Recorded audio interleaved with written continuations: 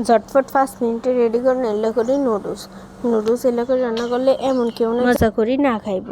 আসসালামু আলাইকুম। সাফরাগরের নতুন আরেকটি ভিডিওতে আন্নাগরের বাইকের স্বাগতম। আন্নাগরের বাইকে কেমন আছেন? আলহামদুলিল্লাহ আন্নাগর বাইকের দোয়ায় ভালো আছি। আজ রান্না করব নুডলস ডিম দিয়ে রে। এতালাই প্রথমে একটা কড়াইয়ের ভিতরে পানি বসাই দিছি, তেল আর লবণ দিয়ে রে নুডলস দিন একখানা সিদ্ধ করে লইছি। পরে আর একখান চুলাতে কড়াই তেল দিয়ে দিছি। তেল গরম হয়ে গেলে আস্তে আস্তে পেঁয়াজ গিন গোল গোল করে কাটিয়ে রে হেগিনের সুন্দর মতন দিয়ে দিলাম। একখানা পেঁয়াজ গিন লাল লাল করে রে বাজি লইতে হইব।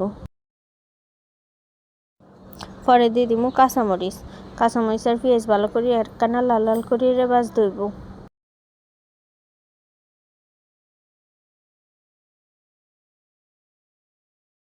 পেঁয়াজ মরিচ গিন একখানা ভাজি হয়ে গেলে পরে দিয়ে দিব ডিম, যে একখানা তেলে ডিম ভাজি করে লইছিলাম হেগিনাই দিয়ে দিব, দিয়ে একখানা লাড়াচাড়া দিয়ে লইব।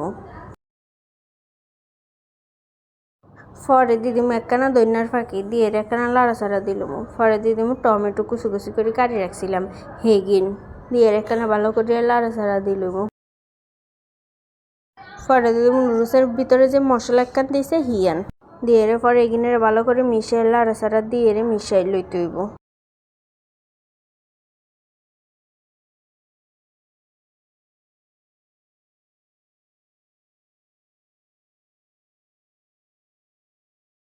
একখানা ভালো করে কষানি হয়ে গেলে পরে দিয়ে দিব নুডলস গিন যে সিদ্ধ করে রাখছে এই নুডলস গিন, দিয়ে আস্তে আস্তে সুন্দর মতন আলতো হাতে এগিনে ভালো করে মিশাই লইতে হইব।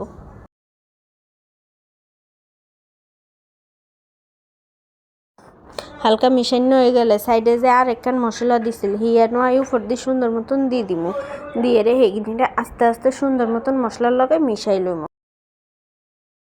পরে অল্প উপরে দিয়ে লবণ দিয়ে দিব স্বাদ বাড়ানোর লাই।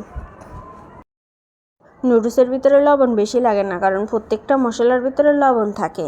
আর এই সিদ্ধ করানোর সময় যেহেতু একখানা লবণ দিয়েছি এতালে পরে আর লবণ লাগে। আপনাদের কাছে কেমন লাগছে আর নুডলস রান্না অবশ্যই কমেন্ট করিয়ে জানাবেন। ভালো লাগলে আর বেশি লাইক করবেন, কমেন্ট করবেন, শেয়ার করবেন। আসসালামু আলাইকুম।